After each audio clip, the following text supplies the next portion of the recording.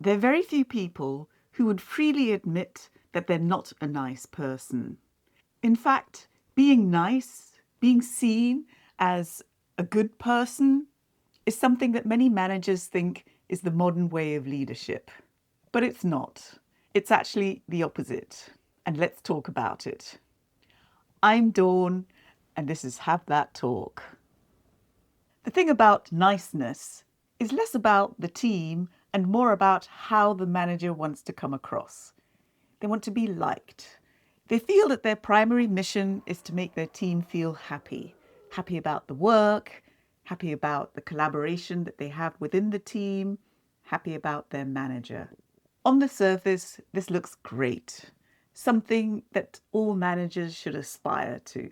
And it spawned all sorts of courses, articles, books, talking about themes from servant leadership to new work.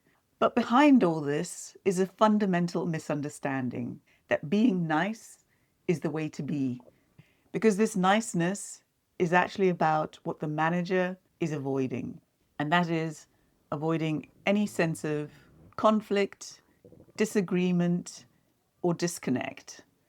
In fact, the manager is striving so hard not to step on anyone's scarf, i.e., activate a threat response, that they end up being almost ineffective in their role. So if this is you, if you're the nice manager, then let's bust a few myths. The first myth: being warm and kind and gentle means that you care about your team. But actually, somebody who cares gives us clear feedback. Rather than just allowing us to go off track, they give guidance. Rather than letting us think we're doing a fantastic job when we're actually just doing the basic minimum, they push us to do better. Because with that, we can do more, we can achieve more, we can learn more. That's what caring is about. So if your manager only has positive comments, it's easy to feel comfortable that you're doing your best, that there's no need to strive because you've already reached the top.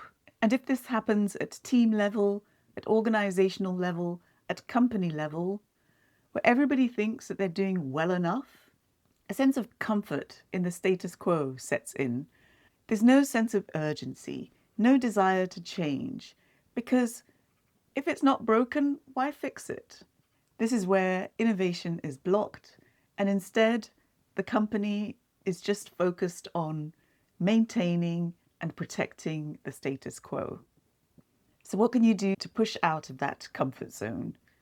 If you're working for a nice manager, don't settle because all the comments are positive. Instead, request real feedback.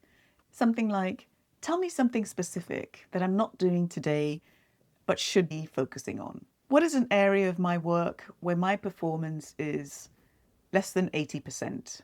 And if you're a nice manager, think about the impact of your niceness.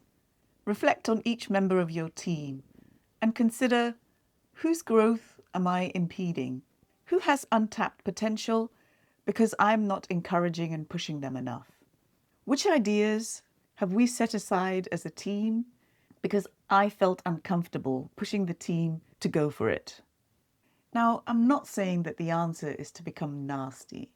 What I'm saying is that if you want your team to succeed and survive, especially in these disruptive times of change, then clarity beats kindness almost every step of the way. So don't ditch your kindness, but pull together your courage and write clarity in big fat letters at the top of the page when you go in to have that talk. Okay? I'll see you next time.